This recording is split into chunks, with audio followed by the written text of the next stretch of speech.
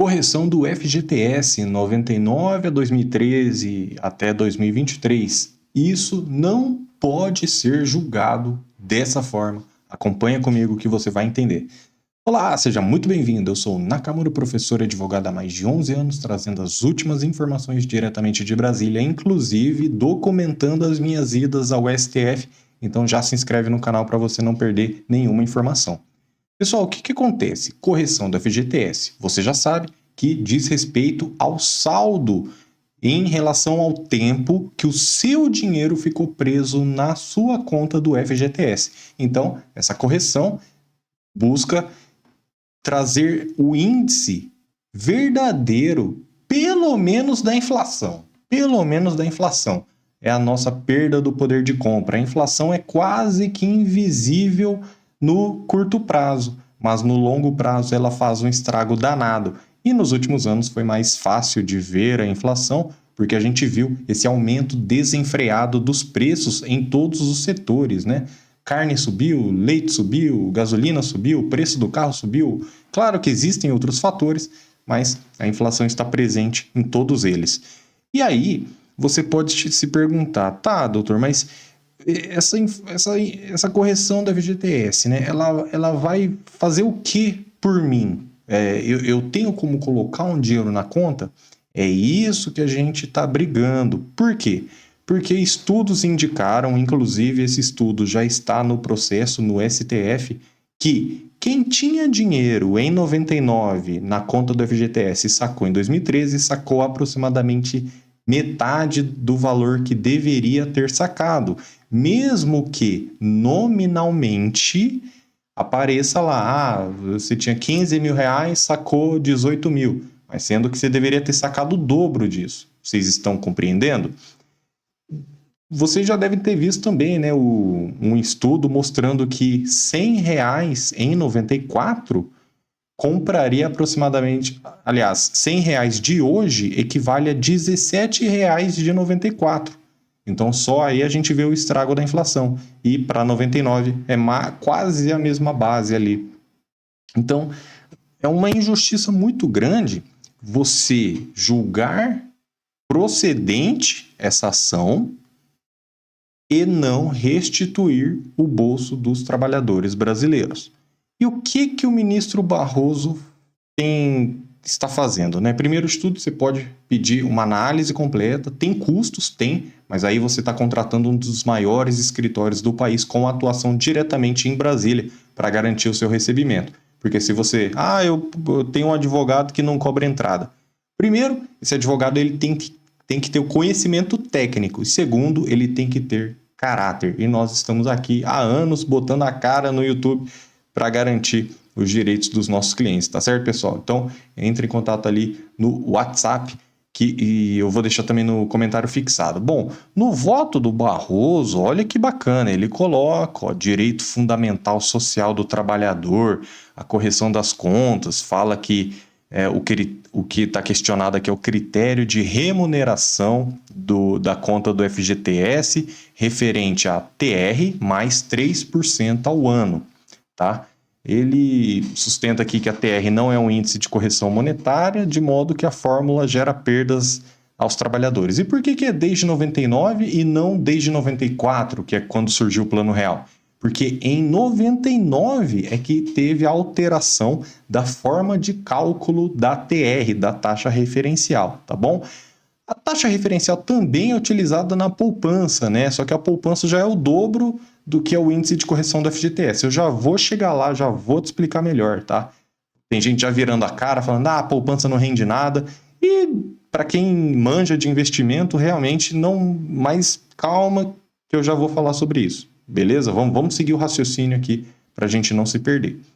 Bom, a Constituição não impõe um dever genérico de indexação da economia, mas cabe ao legislador optar ou não pela correção monetária, né? Então tem alguns recursos extraordinários nesse sentido. Outra coisa que você precisa saber é que o STF já, por pelo menos 3 vezes, ele já decidiu pela inconstitucionalidade da TR. Ou seja, juridicamente falando, nós nem deveríamos estar discutindo a questão da TR, porque ela já foi declarada inconstitucional, né? Até mesmo para atualização de débitos trabalhistas, também para atualização de precatórios. Então, assim, é bem questionável. Agora, a gente precisa responder a 3 perguntas. Primeiro, a TR é constitucional ou não? E aí o STF já deu 3 vezes a resposta que não. Mas a segunda pergunta, tá, mas sendo a TR inconstitucional, né? Qual índice a ser utilizado? Eu já vou falar da poupança, IPCA e tudo mais, já vou falar isso. E a terceira pergunta a ser respondida, né? E os retroativos, e os atrasados, e o dinheiro que ficou para trás? Porque só valer daqui para frente, será que isso é a justiça que a gente está pedindo? Vamos seguindo aqui para ver o que o Barroso, que é o relator, falou no voto, tá? Eu não vou ler o voto inteiro, é um voto de 15 páginas, né? Mas o que eu quero trazer é o ouro da Bahia, só o que realmente interessa. Ele propõe a fixação da seguinte tese: a remuneração do FGTS não pode ser inferior à caderneta de poupança. E aí muita gente se pergunta, tá, mas será que essa caderneta de poupança? Porque quem manja um pouco de investimento não deixa o seu dinheiro na poupança, deixa no mínimo numa conta remunerada, como a do Banco IT, que é do Banco Itaú, ou do Nubank, ou né, PicPay, sabe essas contas que vai remunerando todo dia útil?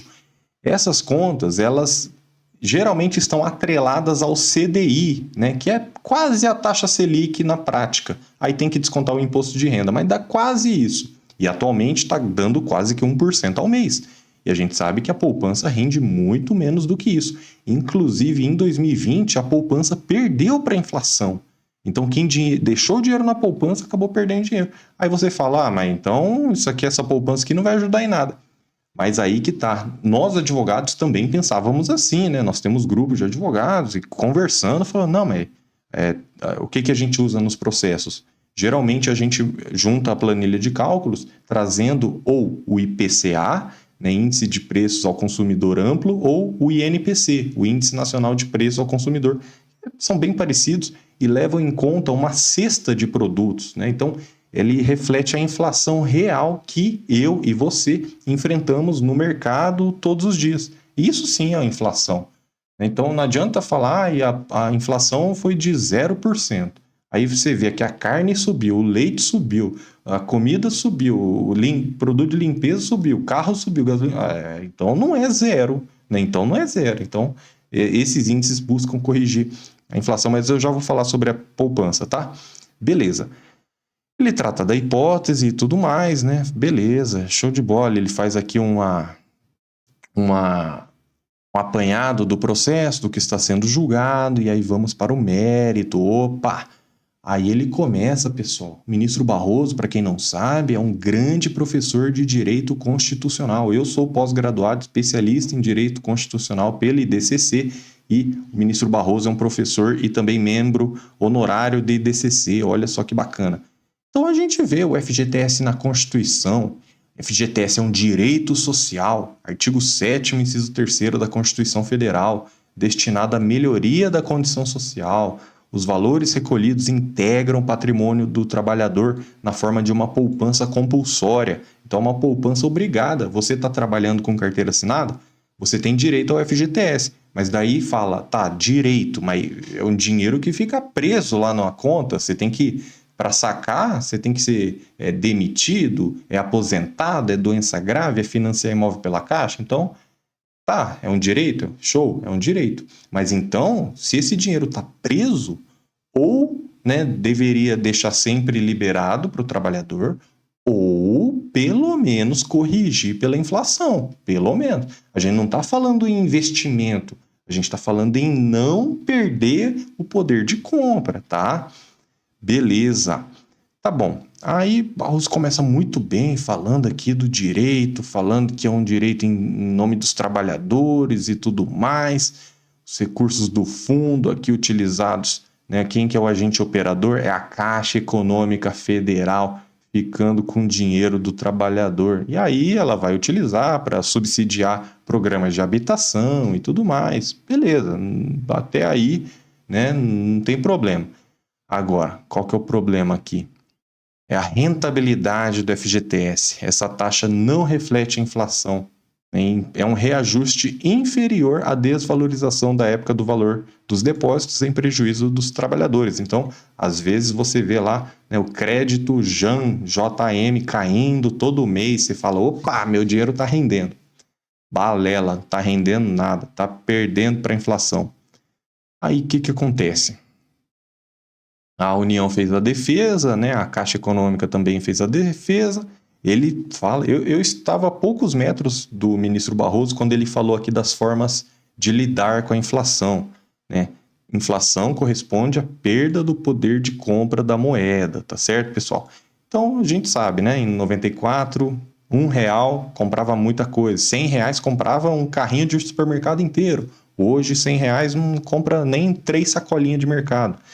Então, o FGTS é um direito social do trabalhador voltado a preservar e melhorar suas condições sociais de vida. Vocês estão vendo que são várias páginas aqui, impecável, né?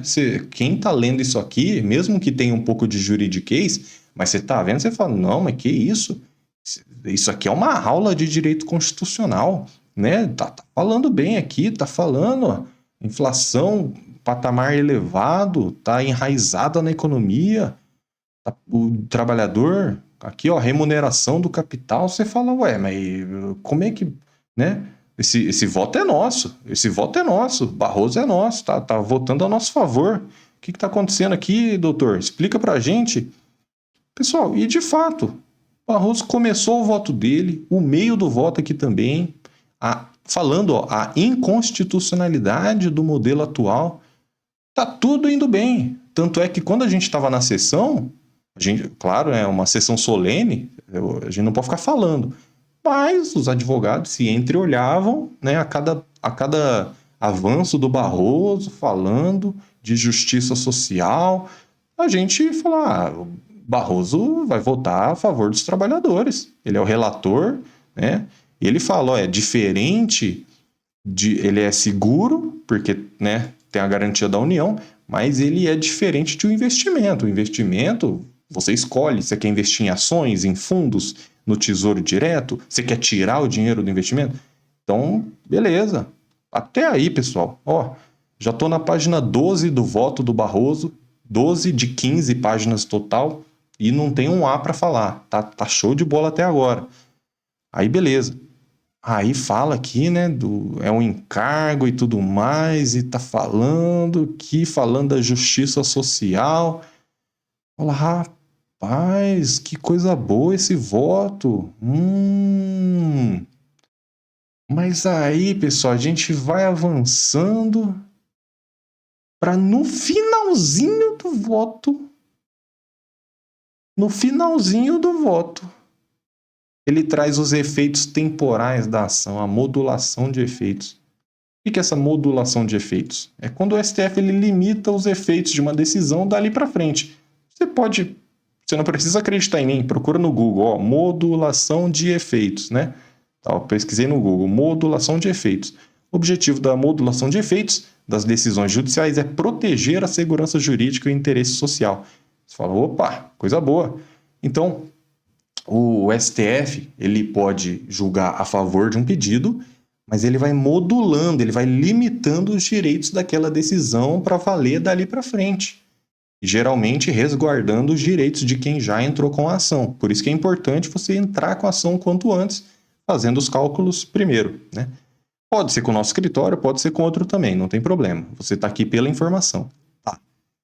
Mas será que essa modulação de efeitos é tão utilizada assim? Será que corre um sério risco de fazer a modulação de efeitos? Porque senão seria uma injustiça, né? Falar tudo isso, 13, 14 páginas de voto, para na última página de voto falar que só vai valer daqui para frente? Ué, a tese, ó, não pode ser inferior à caderneta de poupança. Eu já vou falar do índice, mas eu estou falando agora do efeito e os retroativos, e os atrasados, e o dinheiro que ficou para trás. Aí falar que só vai valer daqui para frente, pessoal. E aí, será que o STF tem feito essa modulação de efeitos? Então, a gente pode pesquisar aqui, ó, né, nas palavras-chave.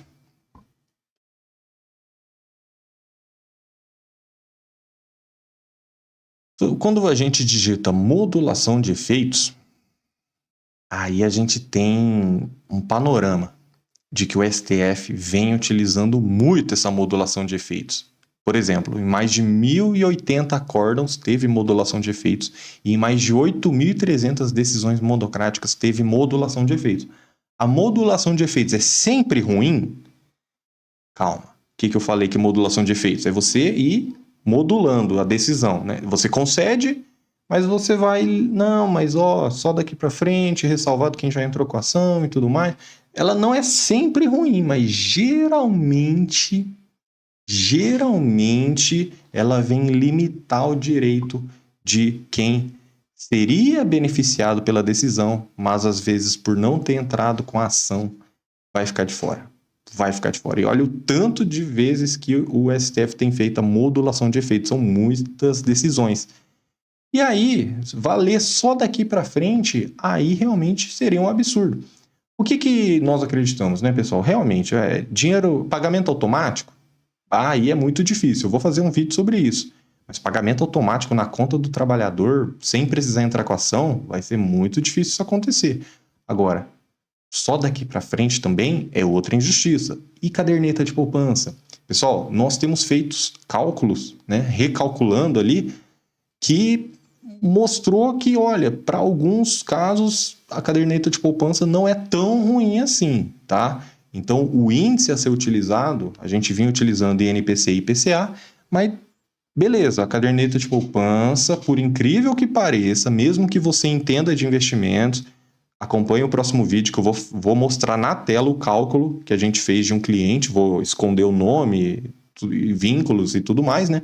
A gente só quer os números para a gente ver a diferença de um valor para o outro. Mas pelo menos a caderneta de poupança já é o dobro do índice do FGTS, tá? Outra questão é que o ministro, né, Nunes Marques, pediu vista. E aí tem gente falando, não, mas ele vai sentar em cima do processo. O que a gente pode fazer? O que você pode fazer? É assinar o abaixo-assinado, totalmente gratuito. Eu fiz um abaixo aqui no change.org, né, pela correção do FGTS, o julgamento já. Para quem não sabe, eu também lutei pelos direitos e venho lutando pelos direitos dos aposentados na revisão da vida toda, tema 1102. Eu fiz um abaixo-assinado contra o pedido de destaque, que teve mais de 17 mil assinaturas, e conseguimos pautar o processo da revisão da vida toda. Então, os ministros não estão fechando os olhos para o que a população está falando e para o que vem acontecendo na internet, mas você precisa participar. O endereço é o change.org/julgamento FGTS. Eu vou deixar no comentário fixado, tá? Eu peço aqui pela correção do FGTS. Eu acabei de começar aqui esse abaixo-assinado, né? Iniciado por professor Nakamura. Eu falo da ADI 5090, conhecida como correção do FGTS. Falo das diversas dimensões, mas essencialmente uma poupança compulsória do trabalhador. E o próprio Barroso já admitiu isso, tá? E aí, o FGTS é um direito social do trabalhador, destinado à melhoria da sua condição social. Só que aí o ministro Nunes Marques pediu vista, 27 de abril, e está até hoje sem devolver os autos para a ministra Rosa Weber, que é a presidente do STF, colocar em pauta. Então, eu elogio a postura da presidente Rosa Weber, por quê?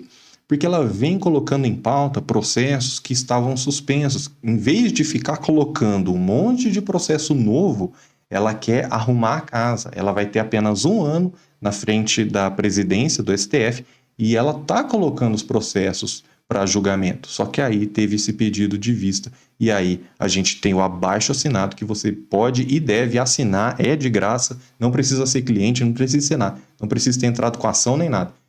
Compartilha esse abaixo-assinado, assina e você já vai estar fazendo parte desta luta também. Então, não esqueça, nos próximos vídeos eu vou mostrar na tela os cálculos de um cliente escondendo o nome e tudo, só para a gente ver a diferença do FGTS para o IPCA e também do FGTS para o índice da caderneta de poupança, que foi proposto pelo ministro Barroso e o ministro André Mendonça já concordou também, tá?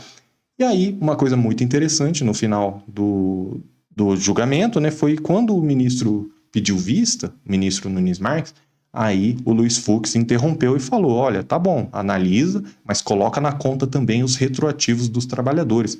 Todo esse tempo que o trabalhador teve de prejuízo. E aí a gente vai ter uma séria discussão em plenário do STF sobre o pagamento dos atrasados. A minha opinião, a minha aposta, vai sair sim o pagamento dos atrasados, mas vai ser limitado somente para quem entrar com a ação até o final do julgamento. Então, realmente, faça os cálculos, né? O nosso escritório tem custo para fazer cálculos, sim, mas aí pelo menos você está sendo representado por um dos maiores escritórios do país. Ah, doutor, mas eu conheço outro advogado aqui de confiança. Show de bola, show de bola. Vai com esse advogado, você também vai receber. Vai dar tudo certo. Inscreva-se nesse canal. O canal é para todo mundo, não vamos confundir as coisas. WhatsApp é escritório, é onde eu sustento minha família. Minha filha, sustento minha família, pago plano de saúde para todo mundo. Agora, o YouTube é onde eu dedico meu tempo de graça para todo mundo, porque eu quero realmente te ajudar e eu quero deixar um legado, né? Eu quero que minha filha, quando ela crescer, ela assista os vídeos do papai e veja o que o papai fez aqui na Terra, tá bom? Que Deus te abençoe grandemente. Muito obrigado por estar aqui. Inscreva-se no canal para não perder nenhum vídeo e até a próxima com os cálculos do FGTS e também outras informações sobre a modulação de efeitos, um verdadeiro absurdo que precisamos lutar contra. Até a próxima.